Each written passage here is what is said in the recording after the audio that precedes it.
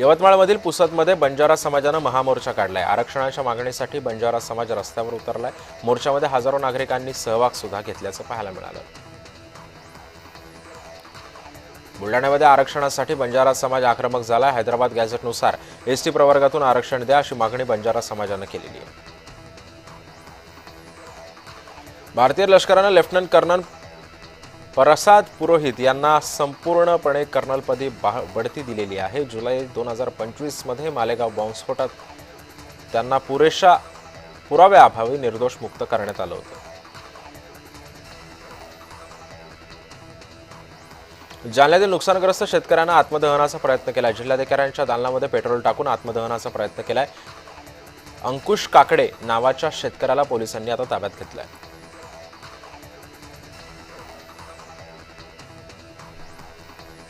वर्ध्यामध्ये शेतकऱ्यांनी जिल्हाधिकारी कार्यालयावरती मोर्चा काढलाय। ओला दुष्काळ जाहीर करण्याच्या मागणीसाठी आंदोलन करण्यात आलं।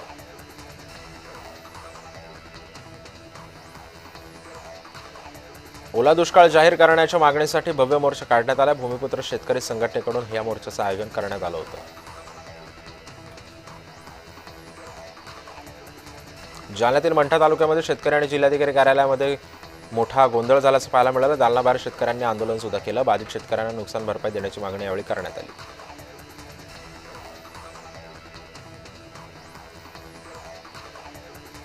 शिरोडमधील जुन्नर तालुक्यामध्ये बिबट्याच्या हल्ल्यामध्ये 7 वर्षीय चिमुकल्याचा मृत्यू झाला। घटनेनंतर स्थानिक नागरिक हे आक्रमक झाले।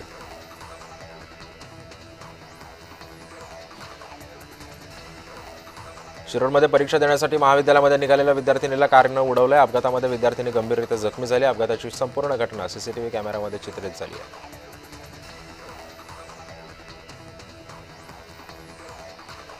बीडच्या सिंदफणा नदीच्या पुराला आता अखेर ओसरायला सुरुवात झालेली आहे। पुरामध्ये शेती जमीनदोस्त झाली असून अनेक जनावरं सुद्धा दगावली आहेत।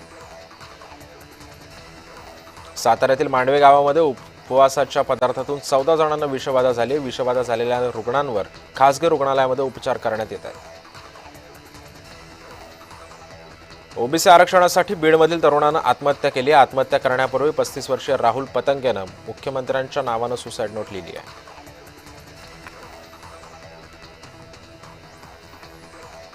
बुलढाण्याचे सहपालकमंत्री शेतकऱ्यांच्या बांधावरती गेले। सोनोशी गावातील नुकसानाची त्यांनी पाहणी सुद्धा केली आहे, तर पालकमंत्र्यांनी अजून सुद्धा दखल घेतलेली नाहीये।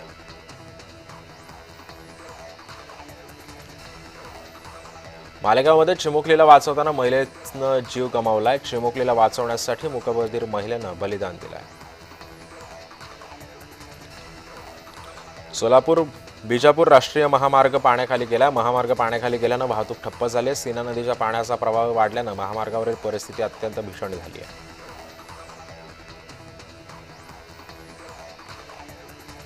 सोलापुरातील पाथरी गावाला पुरानं वेढा घातला। गावातील सर्व ग्रामस्थांचं तातडीनं स्थलांतर करण्यात आलंय। कांदा, ऊस, मका पिकाचं मोठ्या प्रमाणात नुकसान झालंय।